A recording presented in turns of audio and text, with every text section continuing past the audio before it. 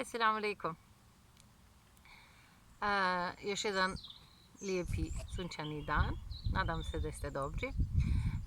Pošto nas je malo prekinulo ovo poezija, turska poezija i tako dalje.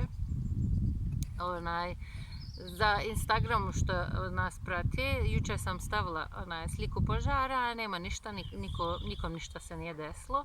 Uglavnom u okolini izbilo se požar, mi smo morali reagovati i tako dalje, sve je ok, alhamdulillah.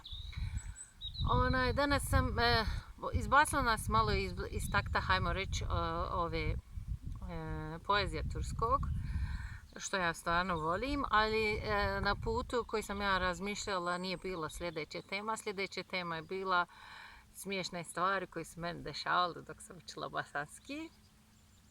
Volim da pričam stvarno, kako se zove, meni je jedan od najsmiješnijih stvari bilo taj proces učenja isto vrijeme, danas sam jednu prijateljicu slušala koji je meni poslala poruku, glasovnu, koji kaže da je što više uživamo, je Allah zadovoljnije s nama. I to sam razmišljala. Ako ne uživamo, Allah nije zadovoljan s nama. Mislim, ako nismo mi zadovoljni sa onom. A zadovoljstvo, uživanje ne mora biti jednako, ali vrlo često dolazi do istog značaja. Tako, da vidimo, ja se sjetim svoje grešaka dok sam učila bosanski, što sam pokušavala reći i sa čim sam se sretala. Jedan od najinteresantnijih stvari je meni, ovo nije se meni desilo, ali mi je jedan momak koji ja naučio bosanski ispričao, koji je meni bilo predivno njega slušati i tako da želim podijeliti. Kao što sam rekla, ove dešavanje nisu sve meni desilo. Momak je Turčin, inače zna bosanski, porijeklom je iz Sandžaka, tako dalje, i on je autom dolazio u Bosni i pokvario im se auto i došli su pred automehaničara i govore sad kao ja mislim, on prilično znao bosanski tad, pogotovo kad ja nisam nikako znala, ja mislim da je pokvaren akumulator, rekao momak. I onda kaže, molim, šta? Kaže, pokvaren akumulator. I došao je on da kaže to, kao znaš, i opet kaže, molim, pa kaže, akumulator. I onda on kaže, dobro, nema problema, ja ne kontam te, ali otvorio haubu i pogleda unutra i pokaže, kaže, ovaj je pokvaren. Kaže, akumulator! To je sa akcentom jedan bio problem. Drugi je, kako se zove, jedan od moje prijateljice s kojim sam zajedno učila bosanski. Ovu grešku ja sam napravila, ali nisam ovoliko. Ulazila u prodavnicu, treba da pita čovjeka da li ima jogurt. Znači, vjerovatno ja sam to tako radila kad kod kuće pišem sebi tekst kako treba da izgleda, kako treba da zvuči moje javljanje u prodavnici, znaš, trebam da kupim jogurt, treba mi je jogurt ili tako nešto. Sad zavisi ko ima, ko meni pomaže, pregledaju, ako ne, onda ideš kako si pisala. I onda je ona vjerovatno imala neki koncept u glavi, onda je zaboravila što je trebalo da pita i kad je ušla u prodavnicu, momku kojeg poznaje, rekla, možeš li biti jogurt? I momak je rekao, ne mogu. I ja imala sam jedan divan prijatelj koji je meni i na aerodromu dočekao i toku mog boravka prvih godina puno pomagao. Sad je malo daleko, ali uglavnom je sa mnom je vrlo često komunicirao, pomagao mi. Sa njim imam jedno dešavanje i u tom dešavanju je ovako bilo. Ja čujem momci se okolo devojke, momci kad naiđu jednom drugom pitaju kako si, jesi li dobro, i u tom postavljanju pitanje, gdje si se prljala ti ovako? U tom postavljanju pitanje kažu kao kako ide život. Pošto ja učim bosanski, hoću da napredujem svoj bosanski, ja sam to skontala da i oni pitaju nešto o životu. Ali tačno nisam znala kako se kaže život. I čujem ja sljedećem nekom drugom razgovoru, neko spominje životinju, a ne hajvana, molim lijepo. I ja priđem ovom mom prijatelju, umjesto da pitam kako ide život, postavljamo pitanje. Kako ide životinja?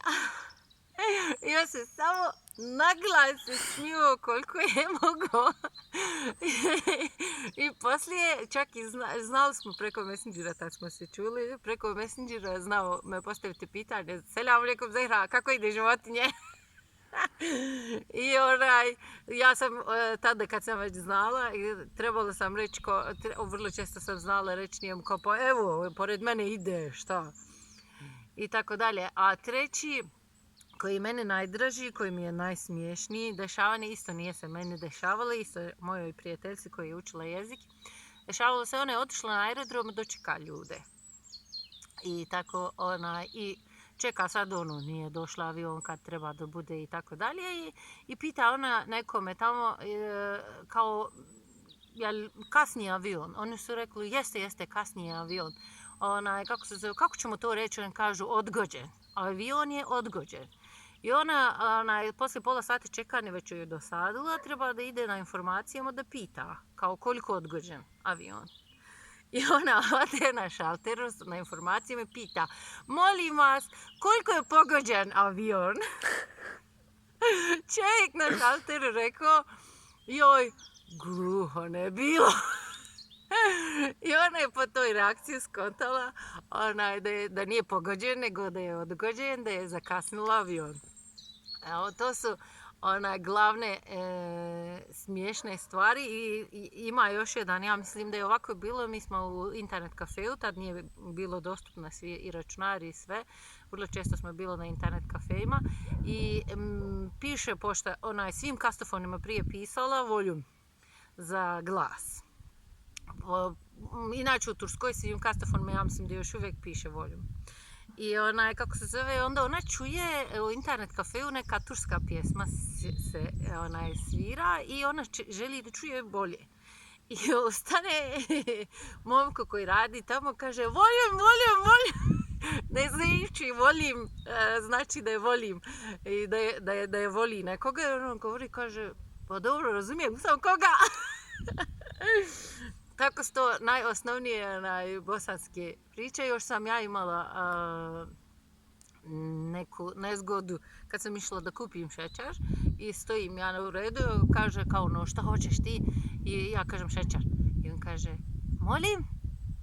Pa šećer? I kaže, dobro, a šta želiš? Rekao, šećer! I onda čovjek je meni pokazao polica sa šećerima. Ili ovo hoćeš? Kaže, ja pa rekao, jes, šećer. Pa kaže, aha, šećer, pa tako reci. Tako da nismo ni tačno znali kako se to izgovara možda u nekim trenucima. U toku moje snimanje, javili smo se nekoliko prijateljica, moram njih posebno pozdraviti odavde ovako. Prva je Ozranka koji je meni dala stvarno ja mislim 10-minutni glasovnu poruku u kojem sam uživala i koji mi je izazvala da nastavljam dalje to što radim, snimanje YouTube videa ili nešto drugo. Hvala ti puno, Zrenka. Drugo je Lejla Tutić, ona je već postavila komentar ispod mojih videa. Hvala ti, Lejla, puno. Vjerujem da ćeš puno toga uraditi u životu, ako Bog da. Ja ću biti tu, ako ništa, da budem svjedok na tvom uspjehu. Što sam morala da spominjem. Treći je u ovim pričama, negdje sam možda spominjala imenom Faruk Vušića, koji je od početka moje putovanje u Bosni puno podrške je meni bio u svakom smislu. Allah ga nagradio, ako bude ikad slušao ovo, da bude i njegovo ime spominjen. Počela sam tako da kažem lijep dan. I kažem da sam uživala dok sam učila jezik i ovi smiješni dešavanje su moje zabilješke oko učenja jezika. Kao što je moja prijateljica meni rekla, ja ću vam reći, budite zadovoljni. I Allah će biti zadovoljniji s vama. Lijep vam je dan.